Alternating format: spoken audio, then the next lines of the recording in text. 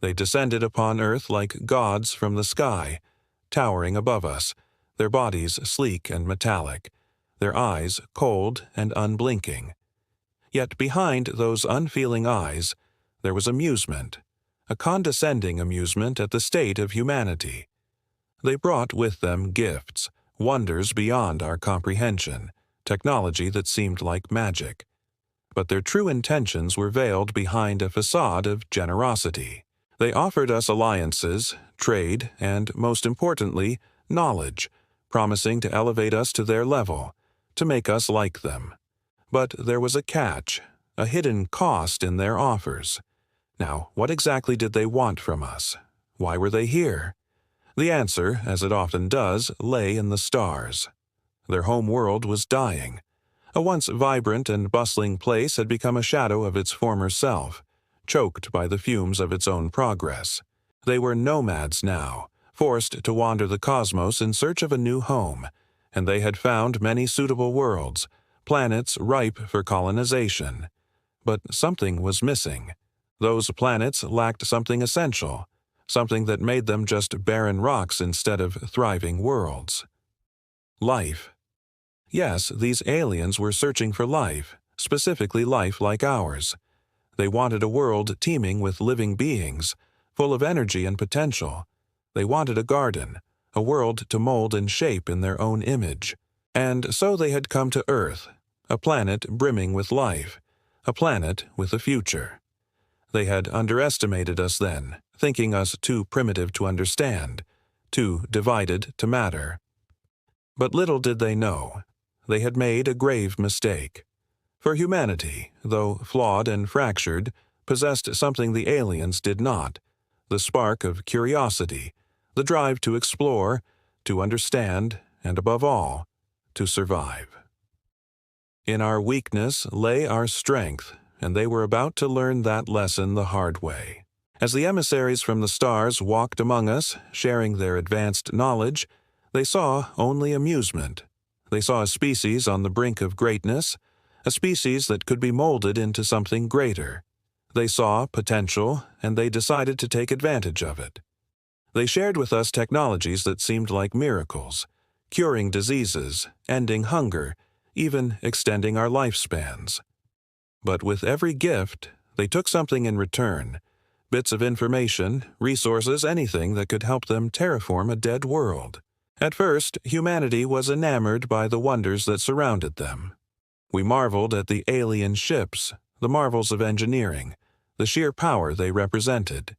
We gaped at the promises they made, the future they offered, a future where humanity would be more than just a small blue dot, a future where we would become a force among the stars. But then we started to notice things. The aliens rarely left our sight. Every meeting was laden with subtle demands. Every conversation had an undercurrent of control. We began to see that the gifts we had received were not free. They came with strings attached, strings that threatened to bind humanity forever. So a few brave souls started asking questions. Simple questions, really. Questions about their intentions, their goals, their plans for the future. But the answers we got were always vague, always carefully worded to avoid any real discussion. The aliens spoke of exploration, of peaceful coexistence, of mutual benefits. But their words rang hollow, their smiles strained. Something was bothering them, and it wasn't just us. We dug deeper, ignoring the raised eyebrows and the hushed whispers, seeking the truth behind the facade. What we found shocked us. Under the guise of exploration and discovery, the aliens were systematically stripping away our resources, taking everything they could get their hands on, leaving us depleted and confused. They were sapping the very life out of our planet, killing the goose that laid the golden egg. But why? What were they so desperate for? And how much more could we take before we realized we had been played?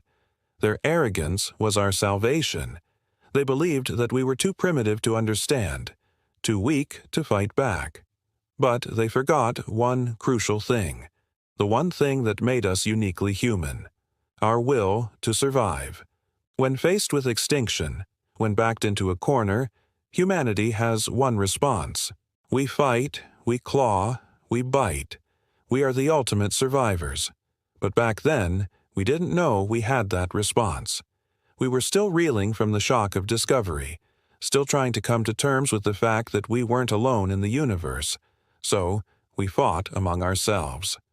While the aliens gathered their resources, built their monuments, and prepared for departure, we argued over theories, over fears, over the very meaning of what we had just found. Some wanted to fight, some wanted to negotiate, some wanted to hide, hoping that if we ignored them, they would eventually go away. But what we didn't realize was that in our division, the aliens saw opportunity. They saw a chance to play us, to manipulate us into doing their bidding. It was like a game to them. They watched with detached amusement as we argued, as we blamed each other, as we tore ourselves apart. They saw our strengths, our intelligence, our creativity, and decided to exploit them. Each new invention, each new discovery, each new argument was another piece in their grand design. They needed us to develop, to advance, to become stronger because they knew that when we did, we would become a threat. They needed us to become a monster. But they forgot one crucial aspect of humanity. We aren't just intelligent, we are also incredibly adaptable. We learn, we evolve, we change. And when we do, we can be unstoppable. They had hoped that we would remain divided, that we would continue to argue, to fight among ourselves. But they didn't realize that this, too, was part of our nature, the nature that allows us to survive. Because in the end, it was our flaws that saved us. In the face of a common enemy, our differences faded away and we came together. We learned to cooperate, to trust, to rely on each other. It was a lesson that the aliens never understood, a lesson that they paid for with their lives. As we united, as we grew stronger, the aliens sensed the danger. They had made a terrible mistake. They had underestimated our adaptability, our resilience, our will to survive. And now they were paying the price. When we finally woke up to the deception, when we finally understood what was happening, it was too late. The aliens had already taken what they needed and they were gone, leaving us in the dust of their departing ships. But now, armed with the knowledge we had gained, armed with the strength we had forged, we were ready. We were ready to find them, to hold them accountable. We were ready to show them that they had made a grave mistake underestimating humanity. This is just the beginning. This is the story of humanity's rise, a tale of courage, of unity, of survival. It is a story that has just begun. Now, they may have thought we were fragile, but they forgot that fragility can be deceptive. Just like a butterfly seems fragile yet emerges from a cocoon stronger than before. We will show them that humanity isn't just a bunch of bickering apes. It's a force to be reckoned with. The aliens may have laughed at us, but when they hear our roar echo among the stars, their laughter will turn to fear. They will learn that it is not size or strength that truly matters, but the will to survive, the will to adapt, and the will to overcome.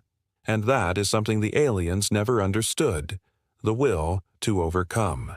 The first encounter was just the beginning. Humanity would rise, not just to defend itself, but to claim its rightful place among the stars. This is the epic tale of humanity's most dangerous enemy. Do you think they're capable of destroying us?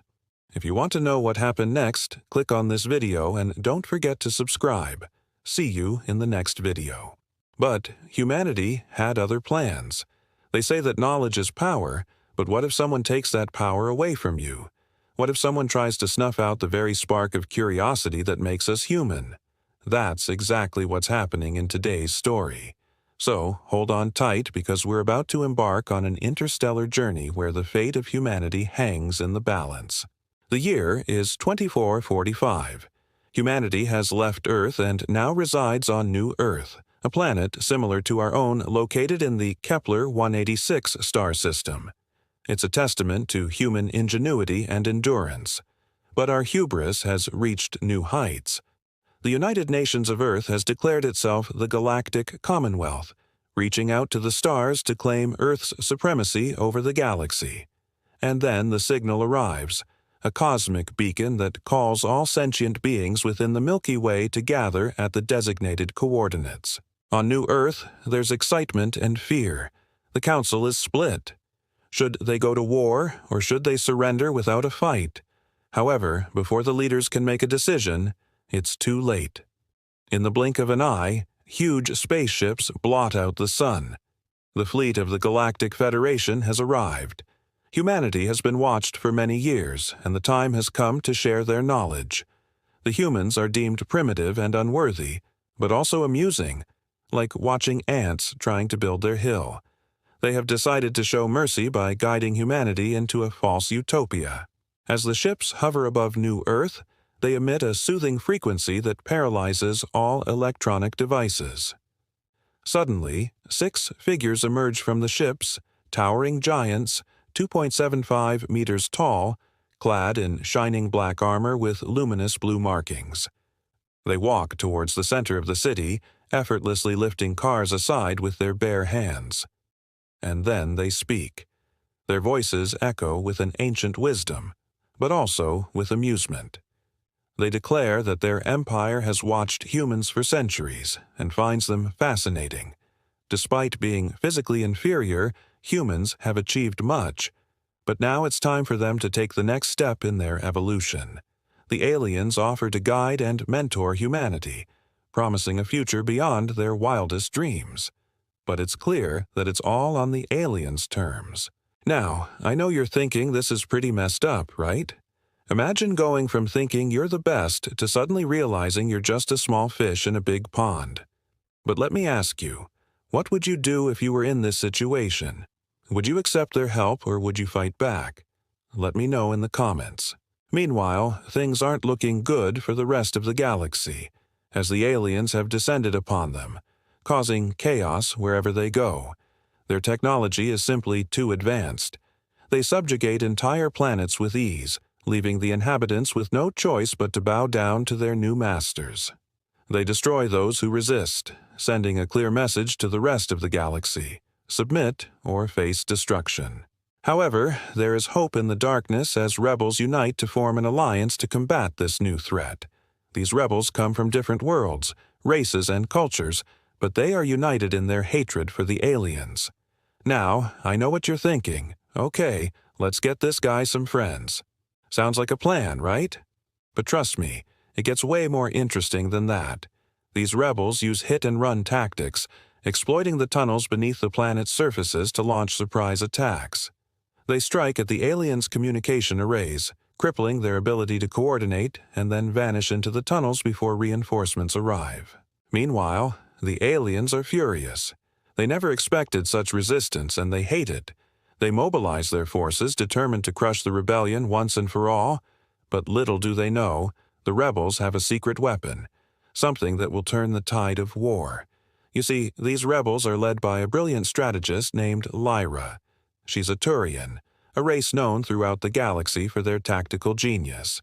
And she has a plan to defeat the seemingly invincible aliens. Lyra's plan involves luring the aliens into a trap, leading them deep into the labyrinthine tunnels where their advanced technology becomes useless. She knows that the aliens rely on sophisticated equipment to navigate their surroundings, but the tunnels are too complex even for their advanced technology to handle. As the aliens venture deeper and deeper into the tunnels, they become disoriented and vulnerable.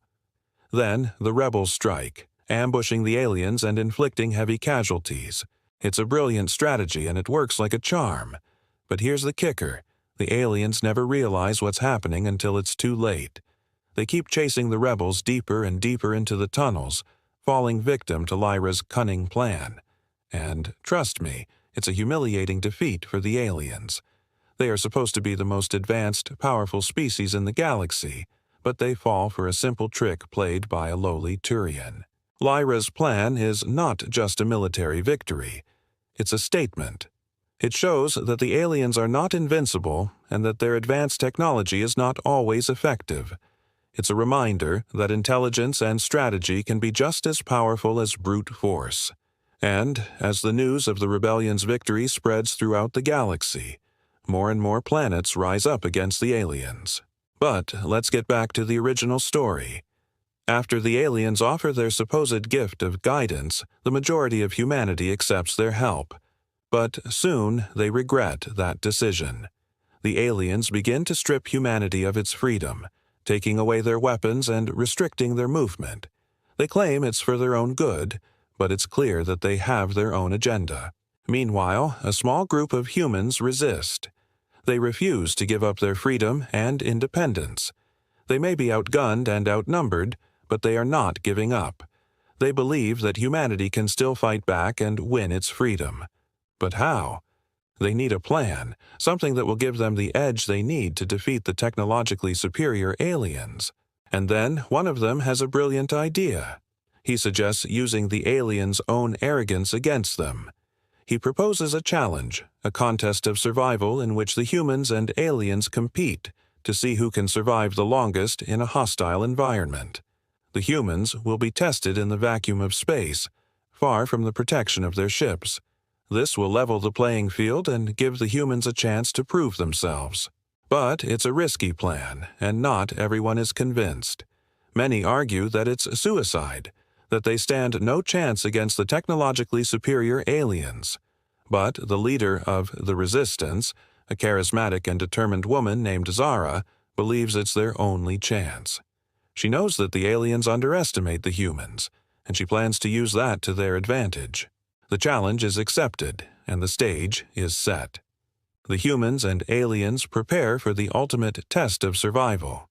As the ships approach the designated area, the aliens gloat, confident in their superiority. But as the doors open and the teams step out into the vacuum of space, the cocky smiles fade from their faces. The environment is unforgiving, and the slightest mistake could mean certain death. But the humans are ready. They have trained for this moment, and they move with precision and grace through the harsh environment. On the other hand, the aliens are in their element. They glide through the void effortlessly, their advanced technology keeping them safe. But the humans have something the aliens don't: determination. They fight for their freedom, for their independence, and for their very survival. And as the hours pass, the aliens begin to falter. They underestimate the humans, and it costs them dearly. One by one, they succumb to the harsh environment, their arrogance and overconfidence leading to their downfall. Meanwhile, the humans press on, their determination and teamwork allowing them to thrive in the most challenging conditions. As the end of the trial approaches, the stakes are raised, and the humans find themselves in a desperate situation. But just when all hope seems lost, they pull off a daring maneuver that shocks the aliens. They use their knowledge of human ingenuity and teamwork to solve a problem that the aliens, with all their technology, cannot. In the final moments of the trial, the humans prevail. They have survived the ultimate test, and the aliens are stunned. They never expected the humans to win, and they are shocked by what they have witnessed. The humans have proven that they don't need advanced technology to survive. They have shown that human ingenuity and teamwork are just as powerful as any weapon. The aftermath is swift and decisive. The humans, having proven themselves worthy, are granted their freedom, and the aliens retreat, humiliated and defeated. The news of the humans' victory spreads like wildfire, and the galaxy is in shock. No one expected the humans to win, and they are amazed by what they have accomplished. From that day forward, the humans are respected throughout the galaxy, and the aliens never forget the day they were humbled by the so-called primitive species. So, my friends, never underestimate the power of the human spirit. Even in the face of overwhelming odds, humans can triumph. All it takes is a little bit of ingenuity, a lot of heart, and a whole lot of courage. Until next time, stay curious, stay brave, and never give up. Okay, everybody, let's welcome our newest member to the community. Welcome to the team. So if you're new here, every single Sunday we get together here and discuss the stories that we found really interesting during the week. So if you've got something you think we should take a look at, You can put it in the comments down below or send us a message. So, in our last video, we looked at this story about saving the multiverse by losing yourself. And you guys wanted to know more stories like that. So I went looking for some, and I found this one. This is going to be a long one. Settle in, everybody. Contest. Okay, this contest was simple. It consisted of a series of survival trials on a harsh alien world. The aliens provided the environment, the rules, and the spectators. Humanity provided the volunteers. 10 humans chosen not for their strength, but for their will. Soldiers, yes, but also engineers, medics, even a teacher. Ordinary people. The first trial was endurance, crossing a desert of glass under 2 suns. The aliens expected them to collapse in hours. But humans kept going. They rationed water, covered each other with makeshift shelters, and walked day and night. The second trial was combat, facing beasts bred for war, creatures with claws longer than a man's arm. The aliens laughed as they released them. But the humans adapted. Using terrain, teamwork, and fire, they turned the beasts against each other. By the third trial, something strange happened. The laughter stopped. Because humans weren't just surviving, they were winning. Word spread across the galaxy. Billions tuned in to watch this primitive species face challenges that even advanced warriors had failed before. But what shocked them most was not our strength, but our unity. When one human fell, another carried them. When one was injured, the others refused to leave them behind. But how did this happen? How did these ordinary people survive such extraordinary challenges? It all started with a game show, a popular galactic competition hosted by Xylar the Magnificent, whose empire spanned over 1 million star systems. Every 100 years, Xylar gathered representatives from various species across the galaxy to participate in the most spectacular event in the universe, the Grand Competition. The goal was simple: total annihilation. Each species sent their best to fight to the death until only one was left standing. For centuries, the Grand Competition was a prestigious honor, a celebration of strength and strategy. But over time, it became stale. Year after year, the same species won. The Zygon Empire, known for its army of cyborg warriors. The Reptoids, masters of genetic engineering who sent their most fearsome creations. The Zenthuri, a race of energy beings whose powers knew no bounds. With their advanced technology and abilities, these species dominated the competition, leaving no room for any other contender to claim victory. Meanwhile, on Earth, life was very different. In our humble corner of the universe, humans were just getting started. We didn't have any intergalactic travel, genetic engineering, or energy manipulation. Our biggest challenge was keeping our own species from destroying itself. But that's where the opportunity came. When Xylar the Magnificent learned about human civilization, he saw a chance to spice up his stale competition. What better way to reignite interest than by pitting the most technologically advanced races in the galaxy against the so-called primitive species? Xylar made an offer to humanity. If we accepted, 10 of our finest would be selected to compete in the grand competition. If we won, Earth would receive unimaginable prizes: advanced technology, genetic enhancements, and knowledge of the universe. The potential benefits were enormous, but there was also risk. If we lost, our so-called finest would be eliminated. For weeks, Earth was in turmoil. People argued about whether we should accept the challenge. Some thought we weren't ready. Others felt we had nothing to lose. Finally, a decision was made. We would compete. The details were worked out quickly. The humans chosen for the competition were given rigorous training and prepared for their journey into the unknown. Then the day arrived. 10 humans stepped forward, ready to face whatever challenges awaited them. Among them were soldiers, scientists, engineers, and a teacher. They were ordinary people with extraordinary courage.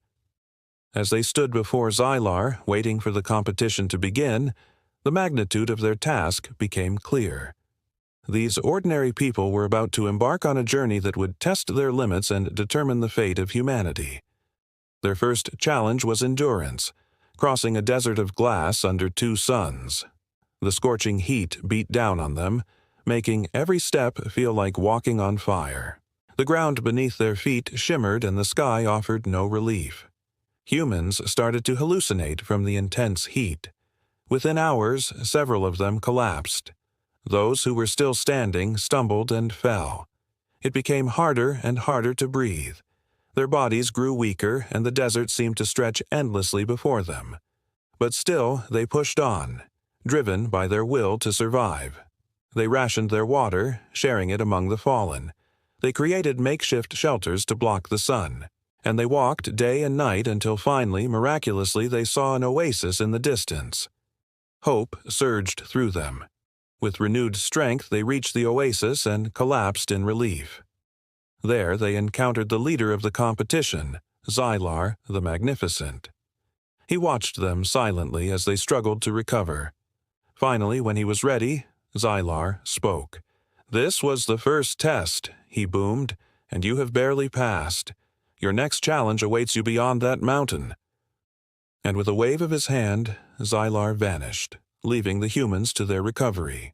After resting, the humans set out to conquer the next challenge. As they approached the mountain, they could feel the heat radiating from it. The air grew thick and heavy, making it hard to breathe. Suddenly, the humans found themselves under attack by vicious beasts. These creatures were tall and muscular with sharp claws and teeth. They lunged at the humans, trying to tear them apart. The humans fought back bravely, but they were outnumbered and outmatched. Just when it seemed like all hope was lost, one of the humans remembered something Xylar had said. The creatures were bred for war, meaning they were aggressive towards each other. Seizing on this, the humans lured the creatures closer to the mountain, leading them away from their hiding spots and forcing them to fight. One human tripped over a rock and fell, injuring himself badly. His name was John. The others tried to help him, but the creatures were too quick and too strong. However, the humans managed to distract the creatures long enough for them to pull John out of the line of fire. As the grand competition continued, the humans faced many more trials. They had to cross a poisonous swamp, navigate a labyrinth filled with traps, and escape a deadly sandstorm. Through it all, they persevered. They helped each other, sharing their skills and resources. They learned to work together, forming a bond that defied the odds. Finally, the humans stood before Xylar once more. They had completed all the trials and were ready for the final challenge. Xylar revealed the last challenge. They had to climb a mountain. But this was no ordinary mountain. It was made of fire and fury. Lava flowed down its slopes and the air round it crackled with energy. But Xylar had given them a choice. They could climb the mountain or go back to Earth empty-handed. The humans looked at each other. They had come too far to give up now. Besides, they knew they had something worth fighting for, not just for themselves, but for each other. As the humans began their ascent, the real challenge began. The mountain was relentless. The heat was unbearable and the footing treacherous. One by one, the humans started to fall. Some slipped and tumbled down the mountainside. Others simply couldn't take the heat anymore. Yet those who remained kept going. They helped each other up, shared their strength, and pushed on through the pain. Then it happened. The last human reached the top of the mountain. As he raised the flag, a cheer erupted. From the stands, Xylar rose from his throne. For the first time since he'd become host of the competition, he was smiling. "Congratulations," he boomed. "You have won." The galaxy erupted. No laughter, only silence. Then respect. That's all I've got. Please let me know what you think about this one down in the comments. Everybody, thank you for sitting with me today while we discuss this story. If you liked it, please give me a thumbs up. I'll see you all again next week. Thanks for watching. There was a time when aliens laughed at humans. They thought we were weak, pathetic, laughable. And maybe they were right. Maybe we are. But there was a contest, one that changed everything. It shifted galactic perspectives and forced powerful species to take notice of the human race. That's why today I bring you a tale about the day aliens stopped laughing at humans. It was an alien contest, one that defied logic, mocked reason, and challenged everything humanity stood for. The prize, a chance to determine our own fate, a single wish from the enigmatic Intergalactic Council. It may seem like a dream, but it was also a nightmare because the wish came with a catch. It could only be used after enduring an excruciating test of endurance, cunning, and spirit. A test that pitted us against the most cunning, ruthless, and merciless species in the cosmos. The contest was called the Labyrinth. To understand it, you have to first understand the aliens behind it. First, the Ygolonak. They are a species that existed since the dawn of the universe. They are masters of deception and manipulation, able to influence realities through intricate lies and schemes. Next, the Krill, a collective hive mind that values strategy and efficiency above all else. Their goal is to analyze, dissect, and conquer, leaving no room for emotion or empathy. Finally, the Zarkai, a race of pure energy whose existence is sustained by consuming emotions. Fear, joy, sadness, anger, any emotion is fuel for them. These three species were the Council. Each represented a different aspect of the greater whole, deception, strategy, and consumption, and each one believed it was the best. Why? Because they had never met their match. That is until humanity entered the picture. When the Zaldar, an ancient and reclusive species, retreated from the galaxy, the Council saw an opportunity to expand their influence. After all, the Zaldar were known for protecting other races from the darkness that lurked in the universe. So who better to replace them than themselves? But their plan was simple. Use the Zaldar's old network to invite all the major species to a grand summit. They would discuss galactic order, stability, and peace, a noble cause. But beneath that surface lay a trap. The real objective was to pit the attendees against each other, to ignite rivalries, spark conflicts, and consume the emotions generated by it all. It was a perfect plan, one that would allow them to identify the most powerful species in the galaxy and use that power to reshape the cosmos according to their whims. But they did not expect humanity to disrupt their plans. Humanity's representative was Captain Eva Lynn from the Earth Defense Fleet. She had no idea what she was getting into. All she knew was that the Council had sent an invitation and her presence was requested. She agreed, but she brought along a few surprises. As the meeting commenced, the Council laid out their plan. They wanted to test the participating species, to see which was the strongest, the smartest, the most resilient. The others were skeptical, but intrigued enough to agree. Thus began the contest. The first phase was observation. Each species was to observe the others, searching for weaknesses, strengths, and potential allies. But humanity did not play along. Eva Lynn spent the time repairing and upgrading her ship, preparing for the inevitable conflict. The other species noticed, but they dismissed it. It seemed illogical, even foolish. Why waste time preparing when you could spend that time planning strategies or forming alliances? But humanity doesn't always act logically, does it? Sometimes our actions defy logic, baffling our opponents while giving us an edge. And that's exactly what happened here. The Council was confused. They couldn't comprehend humanity's actions, but they had to admit it gave Eva Lynn an advantage. Now the other species were paying attention. The Krill in particular noted human behavior. They found it fascinating, yet inexplicable, but they valued efficiency above all else. And right now, preparation seemed inefficient. So when the second phase started, which was basically a free-for-all survival period where the goal was to eliminate as many competitors as possible, the Krill struck first. They focused on the weaker species, eliminating them quickly and efficiently. It was a ruthless display of strategy and power, exactly what the Council expected. But they did not expect Eva Lynn to strike back. She took out the krill ships one by one, not with brute force but with calculated precision. Each explosion was a masterpiece of engineering, a testament to humanity's ingenuity. Evelyn wasn't the strongest, but she was smart, and when the dust settled, only she and the Zarkai remained. Now, the Zarkai were amused. They had been watching humanity closely and they found humans fascinating. All those emotions, all that chaos, it was a banquet for them. But they underestimated Evelyn. She had prepared for this moment, and she played her final card, the thing that made humanity special, our adaptability. She activated the ARC, an AI construct designed to mimic the entirety of human knowledge and experience. The ARC assessed the situation, calculating probabilities, simulating scenarios, finding solutions.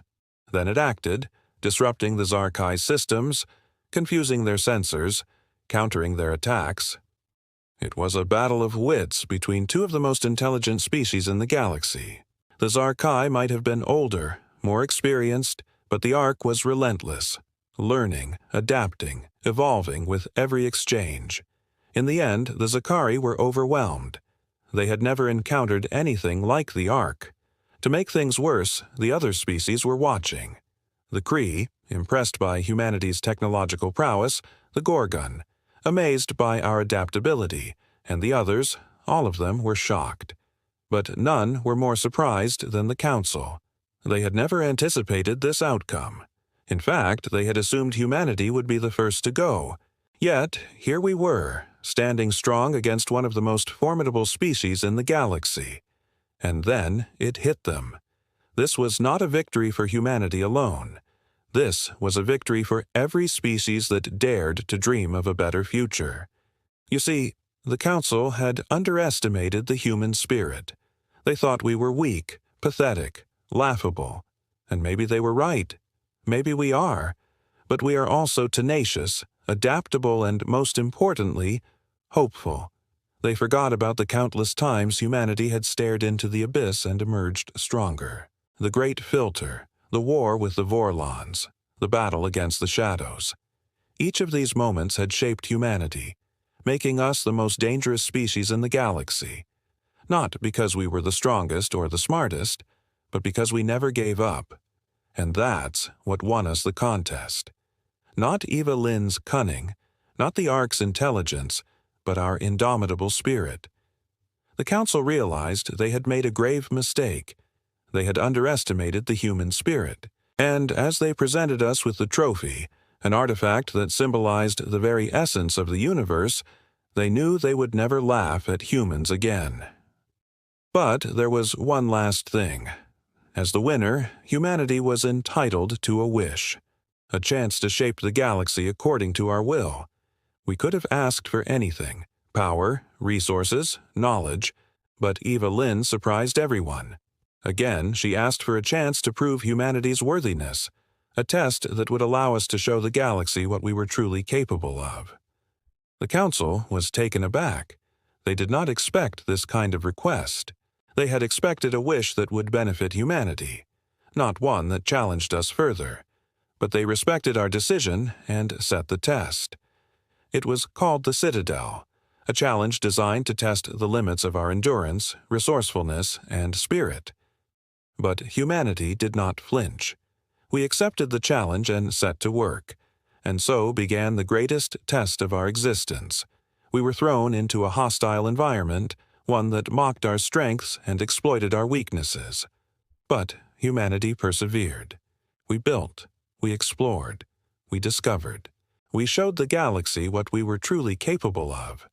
And when the test was over, the Council had to admit defeat.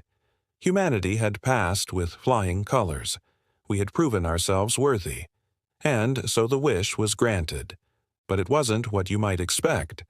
Instead of shaping the galaxy, we chose to offer a gift that embodied the true essence of humanity, our unyielding spirit.